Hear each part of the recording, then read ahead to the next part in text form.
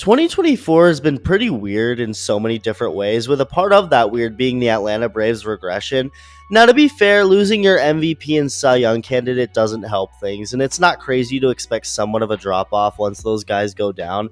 But even the healthy Braves hitters haven't been what we've gotten used to, and it's especially shocking after the historic offensive season in Atlanta that was 2023. So the Braves haven't been bad overall, but they haven't been dominant at all. Meanwhile, the Phillies were not just the best team in the NL East division, but in all baseball. So it's kind of flipped because the Phillies were always usually the fringe wildcard team while the Braves dominated. Now it's the opposite.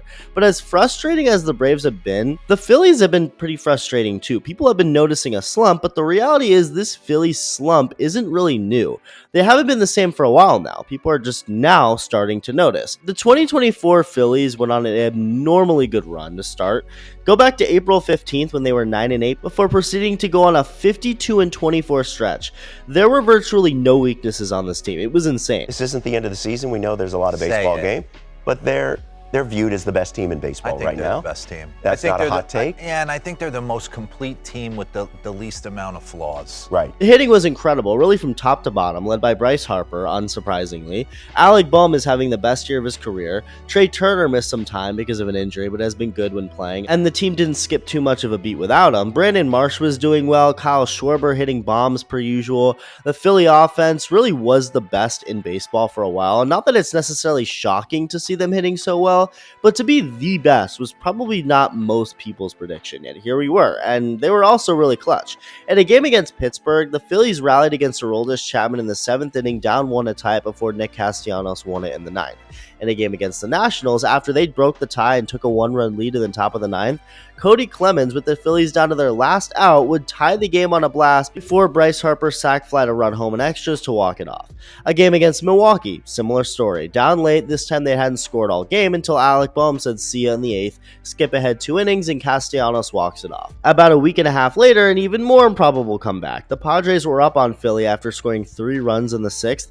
Schwarber gets the Phillies a run back in the 8th, but go into the 9th down 1. Robert Suarez pitches the 9th for San Diego, someone who's been dominant all year long, arguably the best reliever in baseball, and he fails to get a single out against the Phillies. So this offense either mashed you to death, which was most of the time, or got timely hits when needed, as you saw in all these late game heroics by different guys. Then comes the pitching and how elite it was, which is really what was really shocking. Just the fact that it was beyond incredible in like a video game type way. The Phillies starting rotation basically mirrored the way the Yankees one did to start the year, because from 1 to 5, everyone was basically an ace. As expected, Zach Wheeler was great, same with Aaron Nola, but then you had Ranger Suarez arguably being the best pitcher in baseball for a period of time. Suarez had always been good, but he was even more than great to begin 2024. Christopher Sanchez in his first full season as a starter in the big leagues was really good. The bullpen was deadly. It seemed as if everything was fully coming together, that what we saw in 2022 and 2023 was almost like a tease, and now this was everyone at their peak form, considering every single player on the Phillies seemed to be in peak form. Everyone was having the year of their life, and they just weren't showing any signs of slowing down. Skip ahead to today, and you cannot deny the Phillies haven't been the same as of late, and it's more so because it's being shoved in our faces right now. It's too obvious because it's been so bad, actually, or at least worse than usual. They lost a series to Cleveland at home, then proceeded to get swept by the Yankees at home. Aaron Judge had a fun time in this series, Jazz Chisholm had a great time in this series, and in the third game, DJ LeMahieu, who's done literally nothing all year long, drove in every single run for the Yankees in this game with a grand slam and 2-run double. You know your pitching staff is struggling when stuff like that happens.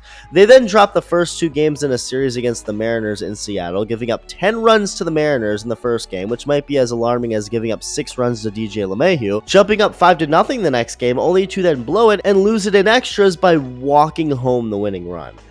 Finally winning the last game in a blowout and shutout, fly to LA and lose to the Dodgers the next night, but then it seemed like they were back on track, going on to win the next 2 in LA pretty soundly after Kyle Schwarber decided to go nuts and hit a home run every other at-bat, flying to Arizona and beating the D-backs in their first game there.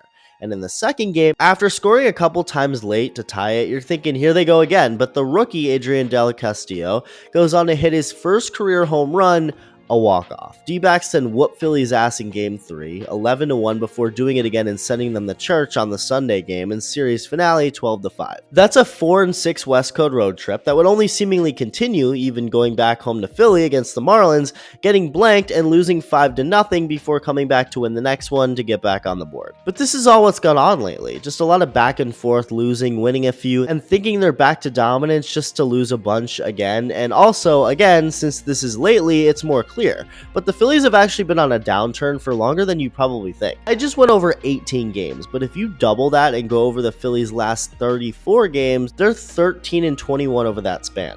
Now go a little further. How have the Phillies been in their last 50 games? 22-28. Another 10 games to that, 28-32 in their last 60. And for one last time, just to stretch this out even more, in the Phillies' last 70 games, at the time of this video, the Phillies have played about 120 games this year. For the first 50 of those 120, they were 36-14. Since then, in the 70 that has followed, they're like 34-36. They haven't been that great for a while now, actually. They're still an overall good team with a fantastic start, but it was an important fantastic start that they clearly needed. Brandon Marsh fell off badly after his good start. Even Bryce Harper got in a rough stretch at one point, but overall it wouldn't be right to blame the offense because the offense hasn't fallen off as much as the pitching. To start, Aaron Nola. He had an awesome first couple of months. It did have a pretty good July, but one that's also been sandwiched between a really bad June and August, with August being his worst yet. Christopher Sanchez, similar story. Started off great the first 3 months, only to have an abysmal July with an August that's currently even worse.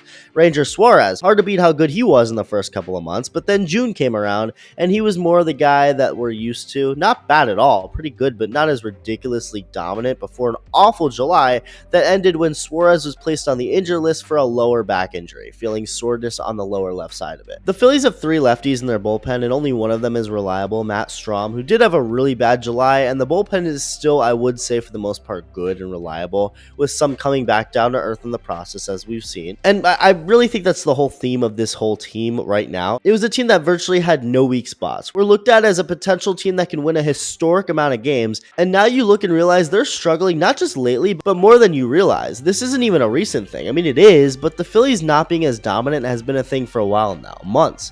They'll still likely win the division, barring any crazy ending, because as far as right now, the Braves and Mets don't seem like real threats for that, but continuing to play this way could knock the Phillies out of that top 2 spot and force them into a wild card series to kick things off yet again. We've already seen the Phillies fizzle out in the end before, or notably last October, but it's even been happening now for more than half the season where they've been an under 500 team. This isn't a death wish, and they can certainly turn things around and maybe even get back to the 1 seed. It's very in reach, as nobody seems to be running away with anything anywhere, but as of right now, Philly's been struggling. But the larger issue is that it's not just right now. Maybe it surprises you, maybe it doesn't, but they haven't been great for most of 2024. They've been mediocre, dare I say even worse than mediocre, and that's just what the numbers say. We'll see what happens from here on out, but that's been the truth for a while now. Let me know your thoughts, and thank you for watching.